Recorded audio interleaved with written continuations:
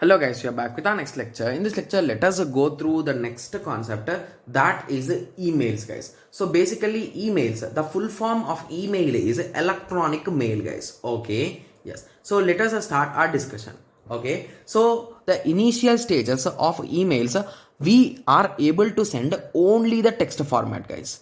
Okay, so the traditional emails are having only that facility. So only English language you are able to send. If you want to send any other language like Chinese, Japanese, Telugu, or any other language, Hindi, or any other language, we are required to install or to use an mail extension. That is nothing but multi-purpose internet mail extension. Okay, so nowadays every mail service is using this extension, guys.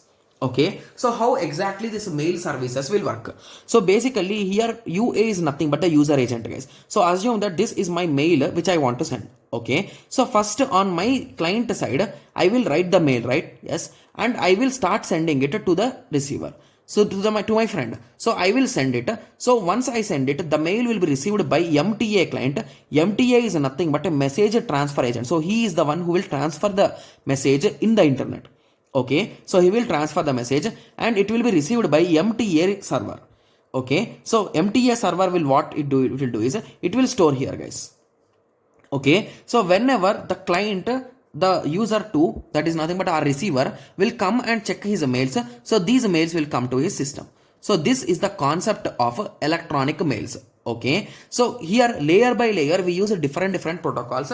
That thing I wrote in the next page, guys. Okay, yes. So first let us go through this particular MIME extension. So basically if we want to send any kind of a message which contains some other language, image, video, or any kind of extension, we are required to use MIME extension, guys. Okay, so nowadays we are using a web mails, but previously they used to use a MIME extension to send these particular things. So basically what does this MIME thing does is, so basically in mails you can send only some particular format, guys. So it might be ASCII 5 or UTF-8 or some particular formats. So basically what this MIME does is, it is going to convert any kind of thing into that particular format. Got it? Yes. Okay, so now you are getting the idea, right? Yes. Okay, so now let us go through the exact flow in which the particular data is sent, guys. Okay, so basically there are two different stages, you can say. Okay, or there are two different popular protocols. So the first protocol is SMTP and the second pair protocol is a POP or IMAP. Okay, anyway I'll be explaining you like what exactly they mean. Okay, so firstly whenever the sender wants to send the mail, so he will send first that to the mail server, right? So from the mail server it will be sent to the receiver mail server, and from there it will be received to the receiver's account, right? Yes. So this first two steps, so from here to here and here to here via internet, it will be taken care by SMTP, guys. So SMTP is nothing but a simple mail transfer protocol. Got it? Yes. Okay, so if you observe here carefully, what is this, guys? So here we are pushing the message to the mail server, right? Yes. So that is why SMTP is also called as a push protocol. Okay, whereas here I told, here we use a POP and IMAP. So it is a nothing but we are going to pull our data, right? So that is the reason why these are called pull protocols. So now you got an idea, right? So exactly what SMTP is used to send a mail from the sender to the mail server, or it could also be used to send the mail from the mail server to the mail server. Got it? Yes. So it is a mail service protocol, you can say, right? Yes, simple mail transfer protocol. Okay. And the second type is nothing but a POP and IMAP, right? Yes.